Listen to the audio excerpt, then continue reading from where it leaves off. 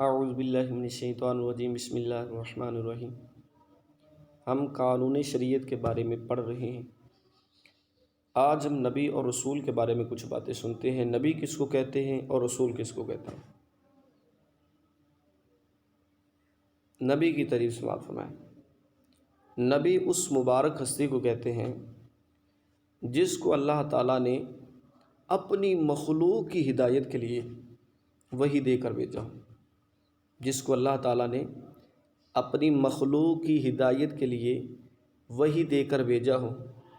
یہ وحی فرشتے کے ذریعے بھی ہو سکتی ہے، براہ راست اللہ تعالیٰ عطا فرمائے اپنے بندے کو، ایسا بھی ہو سکتا ہے۔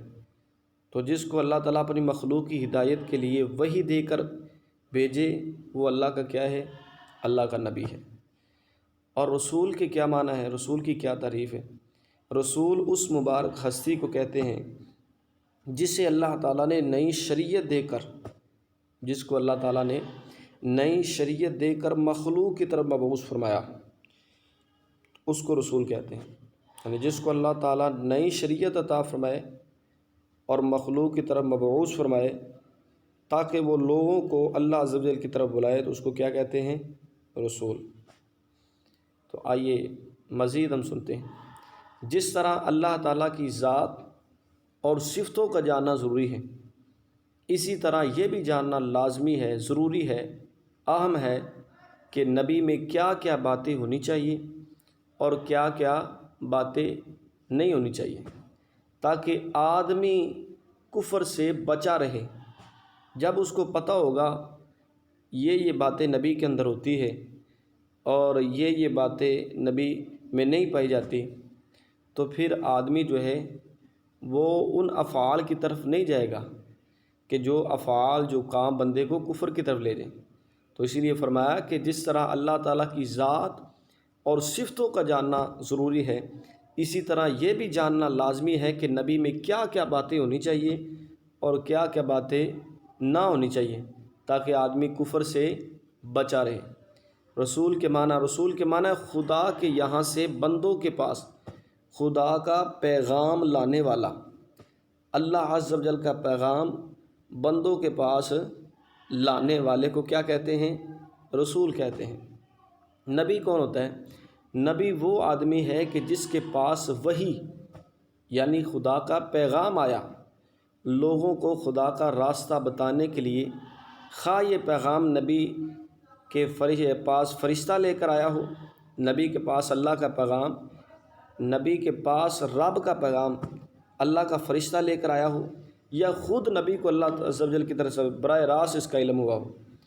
کئی نبی اور کئی فرشتے رسول ہیں۔ 1,24,000 انبیاء علیہ الصلوۃ والسلام ہیں۔ ان میں سارے انبیاء علیہ الصلوۃ والسلام رسول نہیں ہیں، بلکہ رسول کتنے؟ 313 رسول ہیں۔ 313 رسول ہیں۔ اسی طرح فرماتے ہیں کہ کئی فرشتے اور کئی نبی کیا ہیں؟ رسول ہیں۔ تمام کے تمام رسول نہیں ہیں۔ اور رسول اس کو کہتے ہیں کہ جو نئی شریعت لے کر آئے مخلوق کی طرف، اور مخلوق کو اللہ عز و جل کی طرف بلائے، راہ راست پہ لانے کی کوشش فرمائے۔ نبی سب مرد تھے، سب مرد تھے، نہ کوئی جن نبی ہوا ہے نہ کوئی عورت نبی ہوئی ہے۔ یعنی جو نبوت اللہ پاک نے عطا فرمائی ہے وہ مردوں کو عطا فرمائی، عورتوں کو نہیں عطا فرمائی۔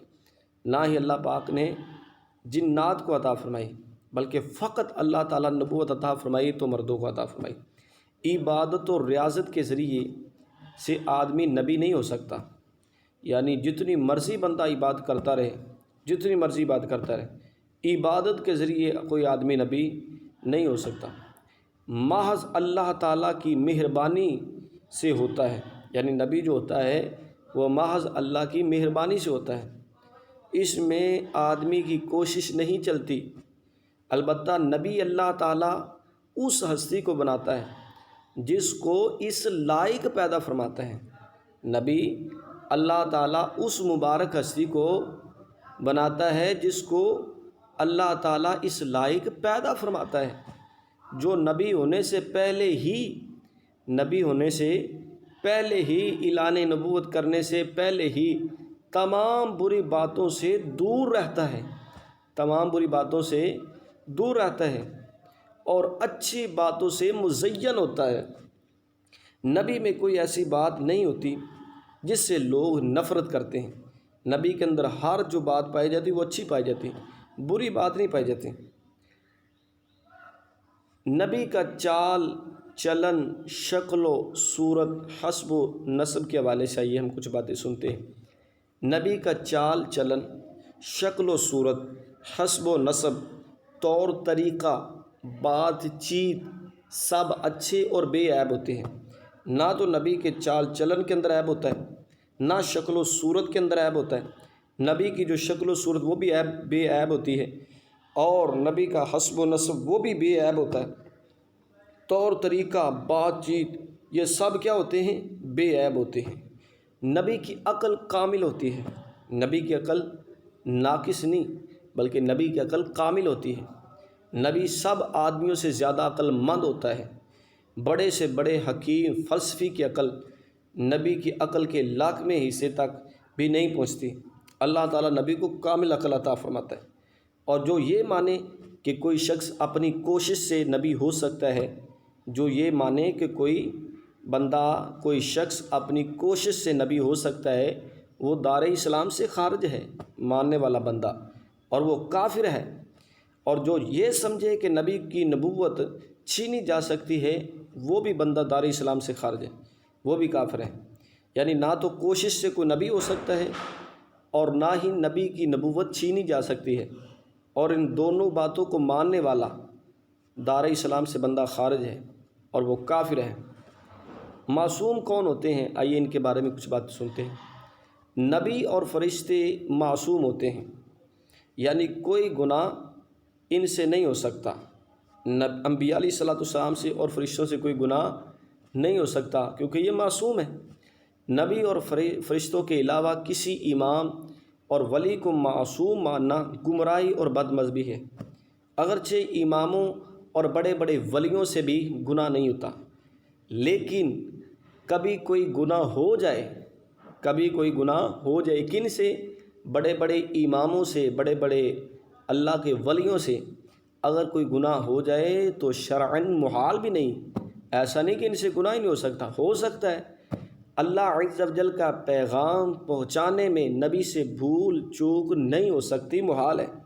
ایسا ہو ہی نہیں سکتا کہ اللہ کا نبی عوام کے ڈر کی وجہ سے اللہ کا پیغام عوام تک نہ پہنچائے، ایسا نہیں ہو سکتا۔ نبی کی طرف تقیہ کی نسبت کا حکم، اس کے بارے میں یہ سنیے کہ ایسا نہیں کہ انبیاء علیہ الصلوۃ والسلام اللہ کے جو نبی ہیں، اللہ کے جو رسول ہیں، عوام کے ڈر کی وجہ سے مخلوق تک اللہ کا پیغام پہنچانے میں بھول چوک ان سے نہیں ہو سکتی۔ ٹھیک ہے، یہ بات محال ہے۔ جو یہ کہے کہ کچھ احکام تقیہ یعنی لوگوں کے ڈر سے یا کسی اور وجہ سے نہیں پہنچائے، انبیاء علیہ الصلوۃ والسلام نے کچھ کام جو ہیں وہ لوگوں کے ڈر کی وجہ سے یا کسی اور وجہ سے مخلوق تک نہیں اللہ کے پیغام پہنچائے، وہ بندہ دارہ اسلام سے خارج ہے، وہ بندہ کافر ہے۔ کہ جو یہ کہے انبیاء علیہ الصلوۃ والسلام کے بارے میں، انبیاء علیہ الصلوۃ والسلام تمام مخلوق سے افضل ہیں، یہاں تک کہ ان فرشتوں سے بھی افضل ہیں جو رسول ہیں۔ انبیاء علیہ الصلوۃ والسلام ان فرشتوں سے بھی افضل ہیں جو رسول ہیں۔